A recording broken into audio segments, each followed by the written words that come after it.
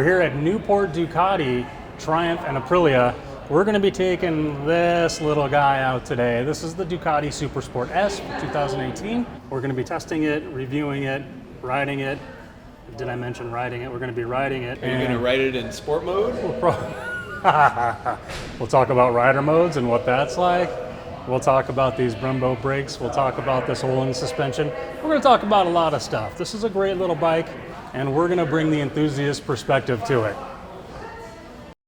Ducati designed and built the Supersport for versatile sport performance, an everyday sport-inspired road bike of sorts that brings a level of comfort without losing sportability. At the heart of the machine is the Testastretta 937cc engine, a tried-and-true L-twin pushing 110 horsepower at 9,000 RPMs and 71.3 foot-pounds of torque. 80% of the power of this engine is available at 3,000 RPMs. Opting for the S model in the Supersport line adds an Olin's fully adjustable suspension, an integrated seat cowl as standard, the Ducati quick shifting system derived from the race bikes. We spent a day with the Supersport S and got to know the characteristics of the bike to get an overall impression and see if Ducati hit the mark with their versatile sports bike.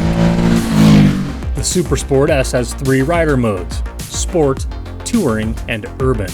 These affect the ride-by-wire throttle system, traction control, and ABS.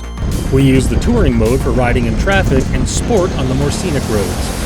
Each is able to be manipulated manually, but the default settings worked well for us. Touring mode made the throttle response just a bit smoother when riding in traffic and splitting lanes. Urban mode was a bit more subtly intrusive and would probably be best suited for someone riding a machine like this for the first time or perhaps in rain conditions. On the road, I found the Supersport S to be quite agile and compliant to input. The Olin suspension worked great and offered excellent stability and communication, as we've come to expect from bikes running their systems. But the Supersport S complemented it well with its lightweight feel and an eagerness to be pushed into turns and twists.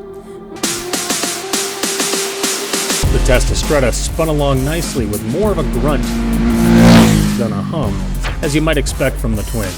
The stock exhaust note was also pleasant. Don't we all want a bit more volume? I think that's generally true, especially when riding a machine for just a day or two. As a day-in, day-out sport road bike, the stock exhaust would probably settle in just fine with me, and it'll look great too. She was a bit buzzy on the low end and didn't really want to smooth out and cruise under about 3,400 RPMs.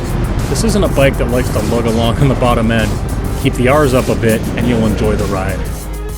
The transmission felt about as I expected, precise and pretty smooth. For some reason it was a little tough for me to find neutral at a stop. The Ducati quick shifting system that comes with the S model is really slick. It works well allowing upshifts without the use of the clutch or letting off the throttle. Downshifts are really good too, and the bike automatically gives a little throttle blip for rev matching.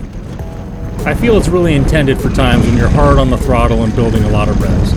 I tried it out in a little bit of a more casual riding situation and didn't really feel as compliant. But the brakes were fantastic. They have a really great progressive feel. I would probably say that the initial bite is light for a sports bike, but perfect for a road bike with a sports pedigree. Seating position on the Supersport was really nice. I felt like I sat into it instead of on top of it. The bars sit high for a sport bike and offer a more comfortable upright riding position. Although I feel like it was a pretty good reach to the bars, which lent itself perfectly to the sporting nature and the Ducati's naturally enthusiastic approach to the twisties. If I had to pick one gripe, it's got to be the amount of heat thrown onto the back of my legs at a stoplight.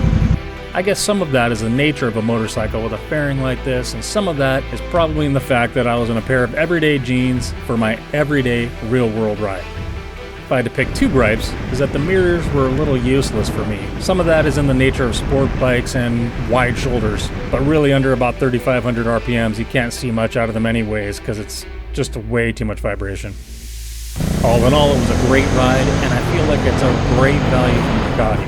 Starting just under $13,000 for the Supersport, adding a couple thousand for the Supersport S. What a great bike.